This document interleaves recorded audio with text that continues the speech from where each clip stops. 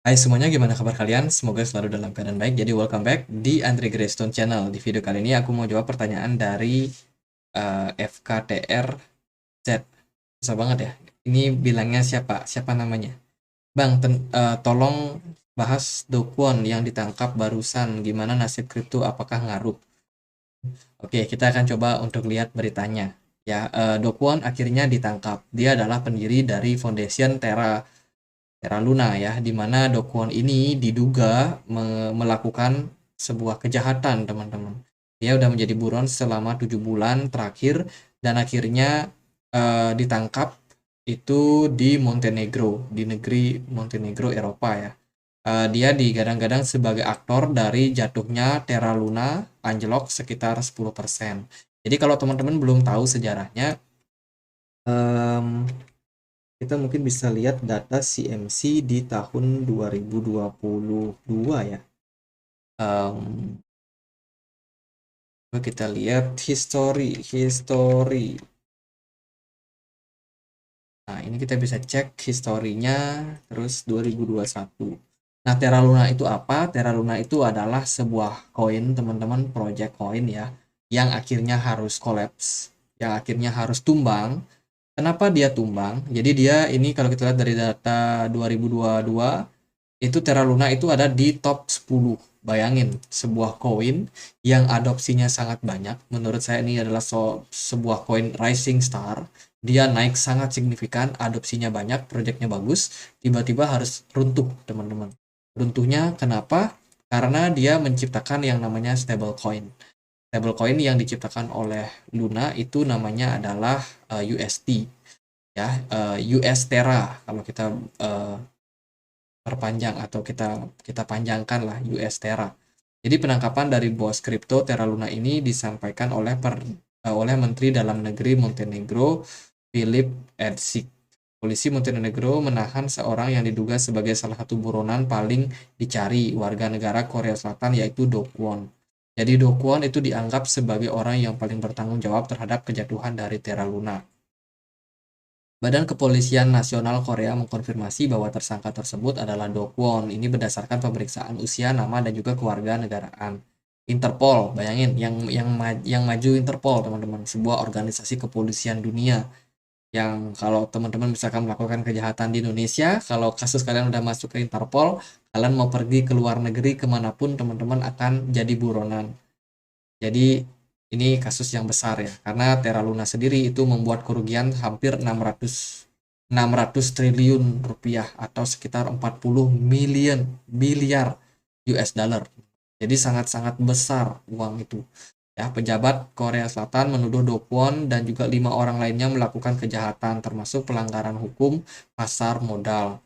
Terraform Lab berada di balik Terra USD dan juga Terra Luna. Nilai keduanya anjlok 100% pada Mei 2022, menyebabkan kerugian besar di pasar kripto dan yang tengah mengalami tekanan ke pengetatan moneter.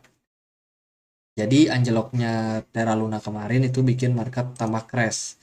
Setelah itu dilanjutkan lagi sama kasus FTX, makin crash lagi. Dan akhirnya ketemu harga bottom kemarin, teman. Jadi menurut surat dakwaan yang diterbitkan hari Kamis malam waktu setempat, kantor pengacara AS di Manhattan mengakhiri hari dramatis yang dimulai dengan berita bahwa Do Kwon telah ditangkap di Montenegro pada hari Kamis pagi. Tidak jelas penangkapan itu atas permintaan otoritas Amerika Serikat atau tidak, namun Jaksa Federal Amerika Serikat mengatakan bahwa mereka akan menerima ekstradisi pria berkebangsaan Korea Selatan itu ke New York. Bila benar di ekstradisi ke New York, pria 31 tahun ini akan menghadapi tuntutan oleh kantor yang sama yang mengawasi kasus kriminal terhadap tokoh besar lainnya di dunia kripto, yaitu SBF yang sebelumnya keciduk di Bahama. Jadi buat teman-teman yang mungkin belum tahu kasusnya ya, jadi dulu ada project besar namanya Terra. Terra ini dia memperbesar ekosistem mereka dengan menciptakan project stablecoin yang namanya UST. Nah, masalahnya yang paling parah adalah UST ini. Nah, ini ya UST si stablecoin ini di peringkat 21 itu dia di backup, teman-teman. Di backup sama apa? Sama Bitcoin. Nah, masalahnya gimana? Jadi USD ini harganya harus setara 1:1 dengan dolar. Jadi mirip seperti misalkan Tether USDT, mirip seperti BUSD, mirip seperti USDC. Masalahnya di mana? Kalau Tether itu kan dia di backup oleh surat obligasi. Begitu juga dengan BUSD, dia juga cari treasury dari Amerika Serikat untuk backup nilai dari US dollar supaya bisa 1:1 selalu. Ya, masalahnya adalah USD itu di backup oleh Bitcoin. Nah, kenapa ini bermasalah? Karena Bitcoin punya volatilitas yang sangat tinggi, teman-teman. Gimana ceritanya? Kita mau bikin stablecoin tapi di backup sama aset yang volatile. Bahkan kalau dolar pun sekarang udah nggak di backup sama emas, ya kan? Jadi apalagi Bitcoin gitu loh. Bitcoin yang jelas-jelas volatile, teman-teman. Jadi bayangin. Ya, jadi kasus dari USD ini akhirnya menemukan titik celah. USD diserang, artinya ada pihak, entah itu trader, entah itu apa, karena katanya Do Kwon sendiri dia punya perkara lain, dia punya kasus masalah lain, sehingga ada semacam apa ya, kudeta terhadap USD sendiri. USD dijual secara tiba-tiba dengan jumlah yang sangat besar, yang akibatnya USD tidak lagi 1:1 dengan US dollar, ya, karena penjualan yang terlalu besar. Biasalah yang namanya koin kalau tiba-tiba dijual dengan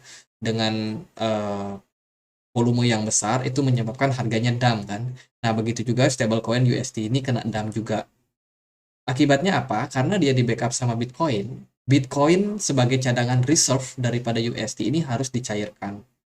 Ya, harus dicairkan untuk apa? Untuk membuat harga USD tetap stabil di $1. Nah, masalahnya adalah dump yang dilakukan itu sangat-sangat kuat, sehingga akhirnya reserve daripada Bitcoin ini habis. Dan akhirnya harga USD kalau teman-teman cek di harga sekarang itu anjlok parah. USD itu harganya udah kayak koin micin, udah kayak ya udah kehilangan lah nilainya. Nah, USD hancur di saat yang sama Luna juga hancur. Do Kwon akhirnya kabur. Sebenarnya sih masalah dari uh, Luna ini ya itu masalah utamanya itu ada di stablecoin-nya yang kesalahan mereka juga yang kenapa mereka bikinnya di backup sama aset yang volatile seperti Bitcoin. Jadi ini kan seperti sejarah sejarah apa namanya sejarah waktu dulu ya. Ini pernah kejadian ketika ketika masa Inggris, teman-teman, di tahun berapa gitu saya lupa, saya sempat belajar dikit-dikit lah, tahu lah dikit-dikit. Ini yang ya karena saya tertarik dengan George Soros ya. Dulu Inggris itu punya masalah juga, teman-teman. Ini kasusnya kalau kita lihat di tahun 1992 ya. 1992 di mana waktu itu Soros melihat kejanggalan nih. Kenapa begitu? Karena Inggris itu berusaha untuk membuat nilai pound sterling mereka itu selalu sama dengan mata uang yang lain. Contohnya nih, mereka pengen setara dengan mata uang dari Jerman yang bernama Mark ya. Jadi dulu mata uang Jerman itu Mark. Dan dia harus selalu setara, fix nilainya dengan 1 pound sterling. Jadi 2,95 mark itu setara dengan 1 pound sterling. Akibatnya apa? Nah, karena Inggris pengennya kayak gitu, otomatis dia harus punya backupan dalam bentuk apa? Dalam bentuk mark. Akhirnya mereka beli tuh mark dari Jerman. Buat apa? Buat backup nilai daripada 1 pound sterling Inggris ini biar setara dengan sekian mark. 2,95 mark. Lalu ekonomi Inggris itu mengalami gonjang-ganjing, teman-teman. Terjadilah krisis. Nah, sebaiknya di kala krisis itu kan bank-bank sentral itu harusnya semuanya menurunkan suku bunga. Kenapa? Biar orang itu bisa kembali minjem duit. Kalau mereka minjem duit, otomatis perputaran ekonomi berjalan kan. Sama lah seperti di Indonesia kemarin ketika pandemi, Bank Sentral Indonesia BI itu nurunin suku bunga. Tujuannya biar apa? Biar orang-orang mau belanja, biar orang-orang bisa minjem duit di bank sehingga likuidasi di market banyak, perputaran ekonomi jalan dan negara itu terbebas dari yang namanya stagnan ekonomi. apa ya istilahnya, ya pokoknya itulah. Jadi perputaran ekonomi bisa berjalan. Efek sampingnya ya tentunya setelah itu yaitu inflasi. Tapi positifnya sebuah negara perekonomiannya bisa tetap berjalan. Nah, itu tidak terjadi pada Inggris dulu, teman-teman. Mereka justru tetap kukuh menahan suku bunga nggak diturunin. Mereka juga tetap kukuh untuk menahan supaya harga 1 pound sterling dan juga 2,95 March itu tetap setara, tetap fix di harga yang sama. Nah, ini dilihat oleh George Soros. Inilah hebatnya seorang spekulan bernama George Soros ya. Dia cicil tuh beli pound sterling, kemudian pound sterling di-dump, teman-teman. Dijual dengan harga besar-besaran.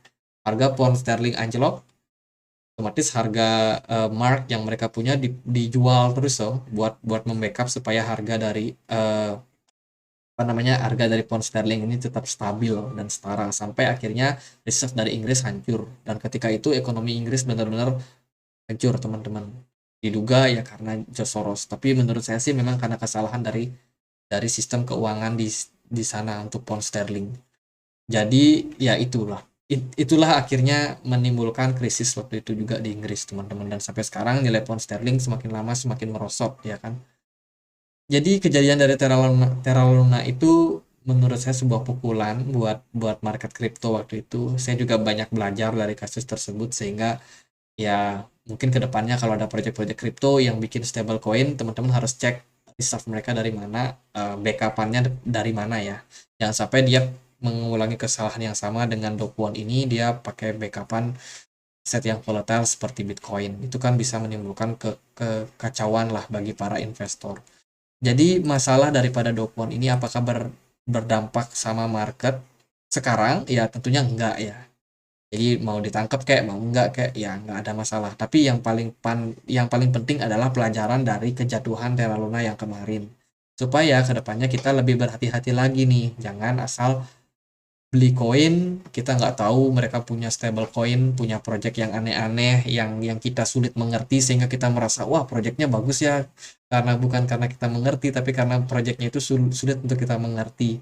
Jadi saking tidak mengertinya kita merasa projectnya wah bagus di luar pikiran kita dan lain sebagainya, hingga kita merasa kagum dengan project yang dibuat padahal kita sendiri nggak paham. Jadi ya itulah pelajaran besar yang menurut saya bisa kita petik dari kasus ini, teman-teman. Jadi lebih hati-hati aja kalau teman-teman masuk ke market, tidak menjamin sebuah koin dengan posisi stop 10 CMC bisa tetap sustain berada di level tersebut. Bisa jadi mereka tergeser karena satu dan lain hal. Ya, jadi selalu teman-teman ikuti update kripto, ketahui project apa yang mereka bikin, dan ikuti setiap kasusnya. Jangan sampai teman-teman ada salah satu project yang teman-teman beli, mungkin kena masalah teman-teman nggak tahu, teman-teman cuma beli, tutup mata, hold, tiduran santai, berharap harganya naik. Nggak bisa seperti itu menurut saya di market. Kita harus tetap fokus, pantau projectnya seperti apa, lihat di Twitter, karena di Twitter mungkin mereka aktif, lihat di berita-berita seperti apa pemberitaan koinnya, adopsinya seperti apa, dan lain sebagainya. Jadi itu buat Luna ya. Harga Luna udah drop. Kemarin dia udah ganti koin ya kan. Dari sebelumnya Luna dirubah jadi Luna Classic dan harganya udah drop jadi koin micin, teman-teman. Padahal sebelumnya harganya sangat-sangat tinggi. Kalau kita lihat dari riwayatnya di sini Terra Luna ini pernah di harga $91. Bayangin sekarang udah turun jadi koin micin. Itu turunnya sekitar hampir 100%. 99,99999999%. Jadi gitu aja buat Terra Luna, semoga bisa bermanfaat, dan akhir kata saya Andre, makasih.